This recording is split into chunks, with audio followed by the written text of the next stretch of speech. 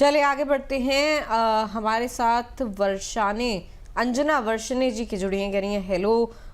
रूप जी कह रहे हैं good afternoon ma'am. Good afternoon आपको भी। शाकिब जी का सवाल लेते हैं इसी बीच, बहुत इंटरेस्टिंग सवाल है सर। शाकिब हमारे व्यूअर हैं यूट्यूब पर, इन्होंने सवाल भेजा है, कह रहे हैं मैंने 2 लाख रुपए HDFC फ्लेक्सी कैप फंड में निवेश किए हैं, शानदार रिटर्न दिख रहा है, अभी फंड मैनेजर बदल गया है, क्या मुझे फंड भी बदल लेना चाहिए? एक तो सर आपकी क्या इन्हें एडवाइस रहेगी शाकिब जी को? दूसरा इसी से जुड़ा मेरा एक सवाल कि क्या कुछ पैरामीटर जो है इन्वेस्टर्स को एक बार नोटिस करने चाहिए जब वो किसी फंड को सिलेक्ट करते हैं पर्टिकुलर कैटेगरी के? जैसे कि शाकिब जी ने बहुत ध्यान दिया कि फंड मैनेजर बदल गए हैं, अब उन्हें चिंता है कि क्या उन्हें अपना भी फंड जो है बदल लेना चाहिए। सर आपकी क्या टिप्पणी रहेगी इस पर? बहुत कीन ऑब्जर्वर हैं शाकिब जी, उन्होंने फंड मैनेजर्स का यहाँ पर ध्यान रखा है। जी सर।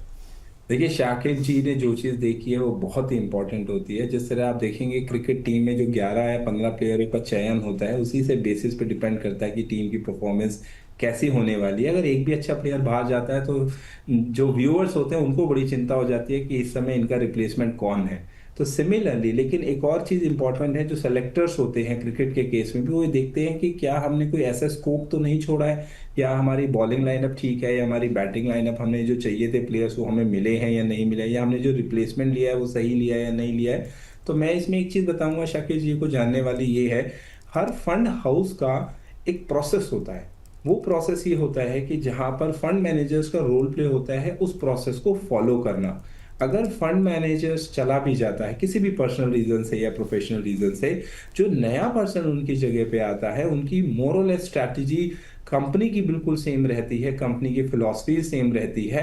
हाँ, एक रोल प्ले जरूर है फंड मैनेजर्स का कि क्या वो सिलेक्शन और सिक्योरिटीज देता है, बट वो कभी भी प्रोसेस के बाहर अपनी चीजें फॉलो कभी नहीं करेंगे। तो जब भी ऐसा कभी चेंज आता है, फंड मैनेजर्स मूव करता है, तो आप उस फंड की परफॉर्मेंस जरूर देखिए नेक्स्ट 2 क्वार्टर तक कि क्या परफॉर्मेंस में डिक्लाइन तो नहीं आया है basis on category average and with the peer group. अगर आपको कैटेगरी एवरेज से बिलो रिटर्न नहीं मिल रहा है, अगर आपको फंड की परफॉर्मेंस अभी भी कंसिस्टेंट दिखती है, तो मैं समझता हूं आपके को फंड को चेंज करने की शायद ज्यादा जरूरत नहीं है, सिर्फ वॉच लिस्ट में डालने की जरूरत है। क्योंकि हो सकता है उन्होंने जो फंड टेक ओवर किया उससे पहले वो कितना अच्छा चल रहा था या नहीं चल रहा था, ये भी एक बार डीपर जाके देखने की जरूरत है, ताकि आपको एक क्लैरिटी मिले क्या कितना बड़ा रोल रहा है एक पर्टिकुलर फंड मैनेजर्स का उस फंड को मैनेज करने के लिए। सो 2 क्वार्टर्स सफिशिएंट है एक तरह से फंड मैनेजर की परफॉर्मेंस को ओरिएंट करने के लिए, देखने के लिए? आप देखिए, कंसिस्टेंसी के लिए तो लंबा टाइम लगता है, 3 से 4 क्वार्टर भी चले जाते हैं, बट अगर आप बात करते हैं विज़ peer group and विज़ category average के, शायद एक क्राइटेरिया हो सकता है। क्योंकि उस समय पे हो सकता है, देखिए इत्तेफाक है, हो सकता है मार्केट नीचे चली गई तो आप कहेंगे देखिए फंड मैनेजर ने छोड़ दिया था इसलिए फंड का परफॉर्मेंस नीचे चला गया, बट अक्सर ऐसा नहीं होता है।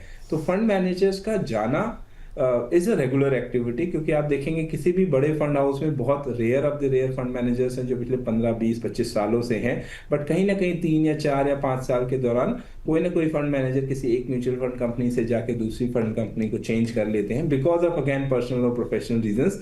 तो वो अच्छा ही करने की कोशिश करते हैं, तो रिप्लेसमेंट जो होते हैं वो हमेशा या तो कॉम्पिटिटिव होते हैं, एट पार होते हैं, या मे बी उससे अबव होते हैं।